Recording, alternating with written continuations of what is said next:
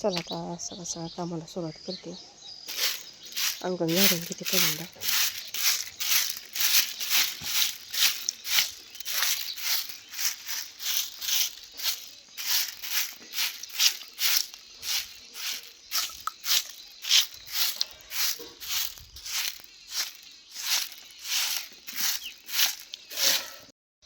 इकडं आता अंगुरांची झाडत करून झाली.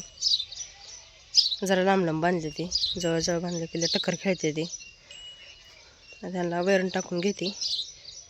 ओसातनं वैरण काढून आणली काल, ती टाकून घेते.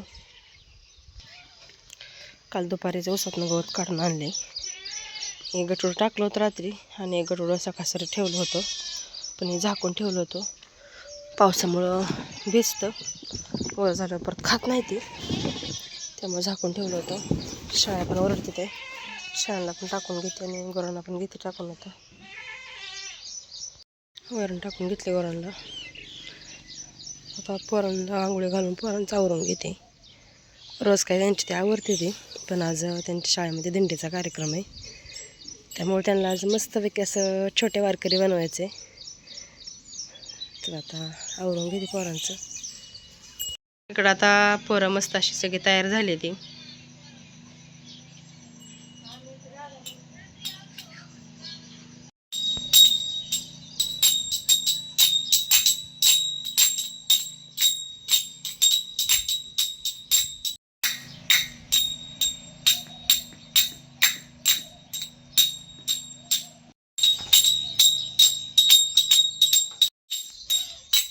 हे काय तुमच्या शाळेमध्ये आज र?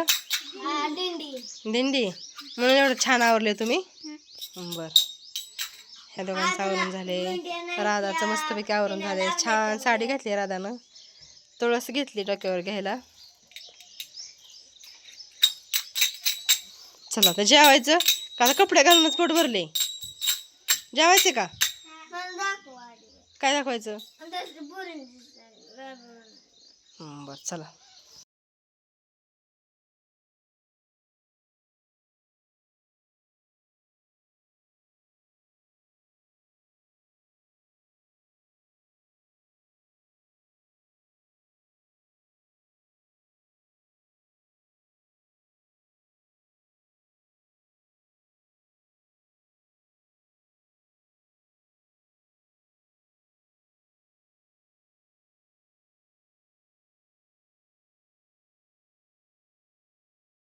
स्वयंपाक करायला काय भाजी बनवली? फ्लावरची भाजी, चपाती पोरांच्या डब्याला केलेली आहे. आता आमच्यासाठी करायची भाजी. इकडे मी आता चहा ठेवलाय, आता चहा पिऊन घेते. पाऊस उघडलाय आज आणि ऊन पडले सकाळ सकाळ,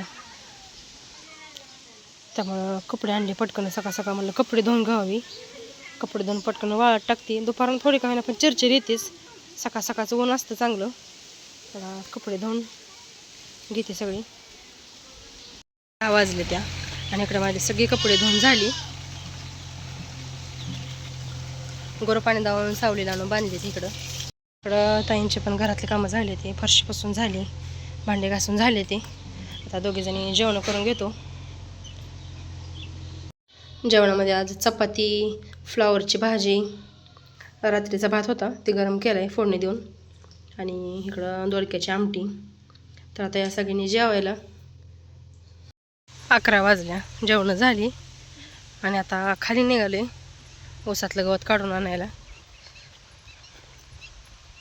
आबाळ तर आले इकडनं, पण लगेच काय नाही पाऊस यायचा.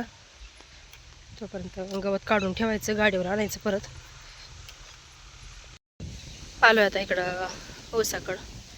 आता जास्त दाट काही गवत नाही, शोधून काढावं लागते गवत. म्हणजे हे असं तुऱ्याचं गवत आहे, सगळ्या ऊसामध्ये होतं बऱ्यापैकी. आम्ही काढले सगळं, आता कुठं कुठं राहिलेलं आहे ते काढायचं शोधून.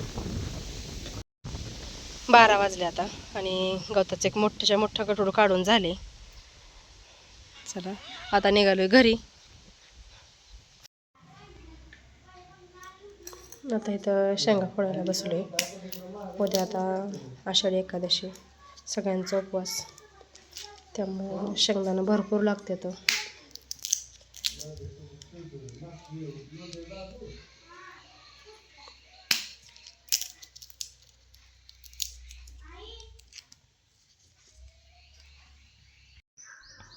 शेंगा फोडून झाल्या आणि आता संध्याकाळच्या जवळजवळ 6:30 वाजून गेले त्या. आणि असं मस्त वातावरण आहे दिवस मावळताना. चला आता संध्याकाळच्या स्वयंपाकाला लागायचं आहे. मस्त असं आता भरलं वांग चांगलं तयार झाले. थोडासा रस्सा ठेवलाय मी ह्याच्यामध्ये.